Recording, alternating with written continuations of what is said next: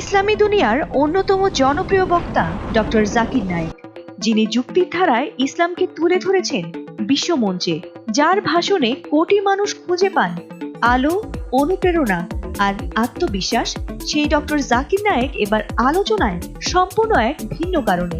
এই মানুষটিকে আমরা চিনে এসেছি মঞ্চে কোরআনের আয়াত তুলে ধরে যুক্তি দিয়ে বিশ্বকে নাড়া দেওয়ার জন্য, কিন্তু এবার তিনি ঝাঁপিয়ে পড়লেন 430 ফুট উঁচু থেকে। হ্যাঁ দর্শক, 430 ফুট বা 45 তলার সমান ভয়ঙ্কর উচ্চতা থেকেই এবার ঝাঁপ দিলেন বিশ্বজুড়ে কোটি মুসলিমের প্রিয় বক্তা ডক্টর জাকির নায়েক। ধর্মীয় মঞ্চে যিনি যুক্তির যোদ্ধা, এবার তিনি হলেন অ্যাডভেঞ্চারের নায়ক। আর এই ভিডিও তিনি নিজেই শেয়ার করেন তার অফিসিয়াল এক্স অ্যাকাউন্টে, আর তা মুহূর্তের মধ্যেই ভাইরাল হয়ে যায়।